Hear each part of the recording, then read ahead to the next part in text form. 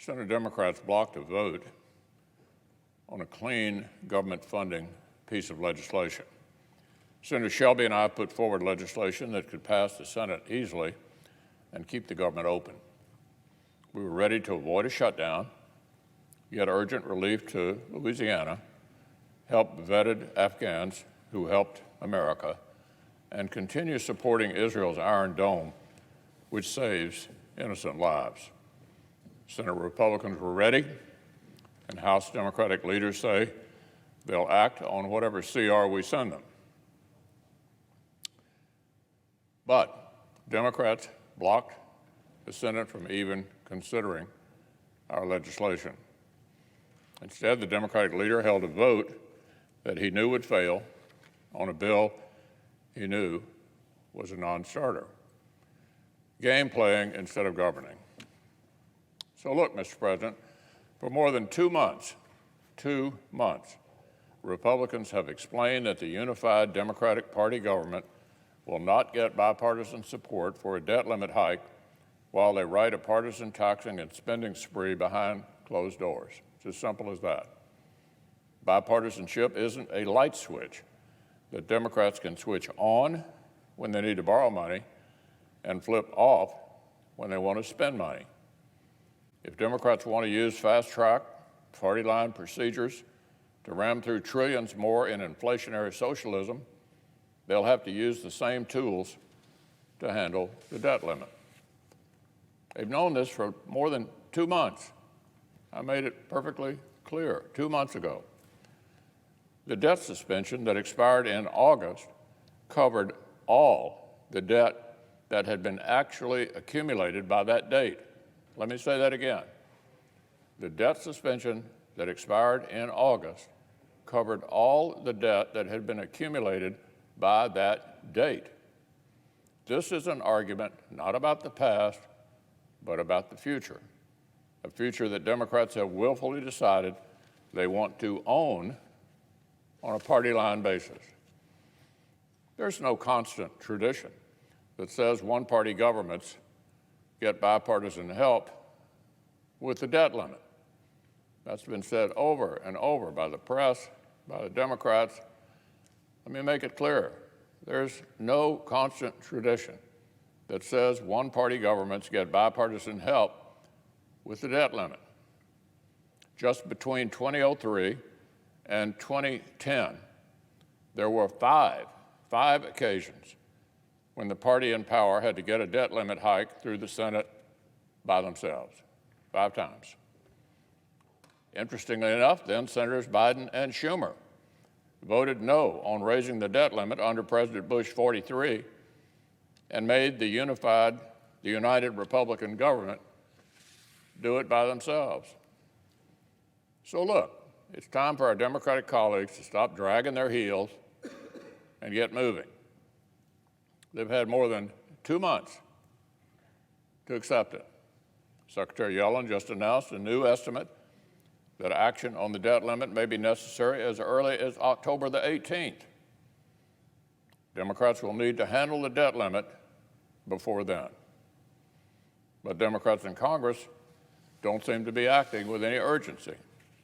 The Senate spends day after day on mid-level nominations, and our colleagues spend all their time in backroom talks over partisan plans, while their basic duties sit here in limbo.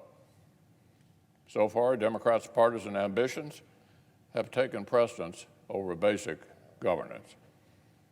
That, Mr. President, needs to change. According to their own Treasury Secretary, they have a few weeks to finally get moving. Now, on a related matter, while Washington Democrats neglect basic governance, they're still trying to write another reckless taxing and spending spree behind closed doors. Many details are still fuzzy, but one basic truth is very clear. Their far-left wish list will hurt families and help China. New pain and new burdens for American families, and new advantages for competitors like China. Take, for example, the Democrats' radical anti-energy agenda that is downstream from the Green New Deal. This sprawling plan for more Washington intrusion into families' everyday lives is set to upend the reliable and affordable domestic energy that literally drives our country. The Democrats' effort to enforce elite liberal fashions would directly target the jobs and the industries that support some of the hardest working blue-collar communities in our country.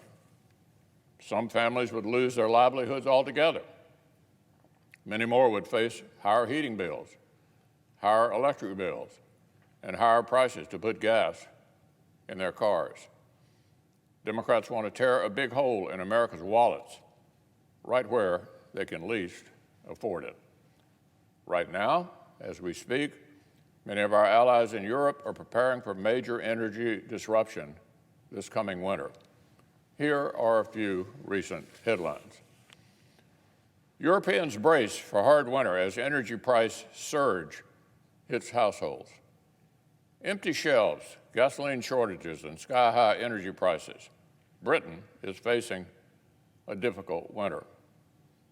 Germans' green energy resolve faces pain in post-election winter. And from just yesterday, Europe's energy crisis is coming for the rest of the world, too.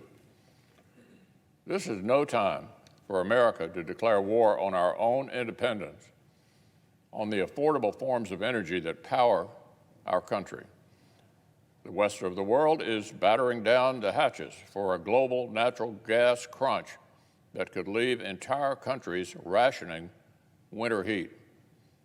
And President Biden wants to let radical progressives declare war on American fossil fuels? Really? Is this a joke? The latest taxing and spending spree would open multiple new fronts in the big government war on fossil fuels. It would make our electricity grid more like California's, higher cost, less reliability, and more blackouts. It would slap countless new costs and fees on domestic production and ban important prospects for U.S. drilling. It would double down on the Obama administration's ham-fisted effort to police emissions that was so legally bizarre it couldn't get past the Supreme Court. American families and American workers benefit from energy that is affordable and abundant. Washington Democrats are pursuing far-left policies that would reduce supply and jack up prices. So, Democrats' plans would have American families hurting badly. But it's not even like all this sacrifice would buy us some big national advantage. It's just the opposite. Their proposals would be a huge gift to adversaries like Russia and China. They would set the United States back on the global stage. To give just one example, the Democrats are drafting blunt mandates for more solar panels. Somebody should tell our colleagues that China currently supplies about 3/4 of the world's solar panels. They've also largely cornered the market on some of the necessary raw materials and critical minerals.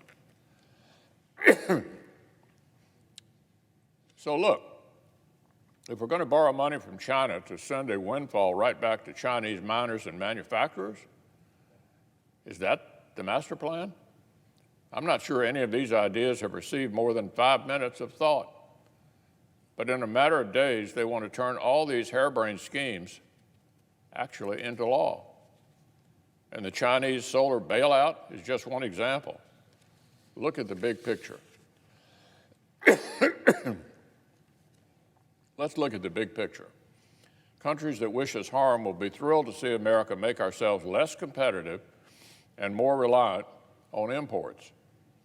They'll go roaring by us, increasing their prosperity and emissions no matter what we do.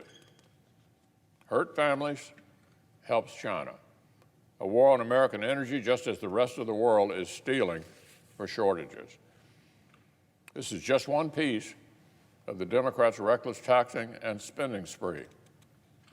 Along with historic tax hikes, more intrusion into family lives, and new IRS snooping in every citizen transaction over a few $100s, hurting families and helping China.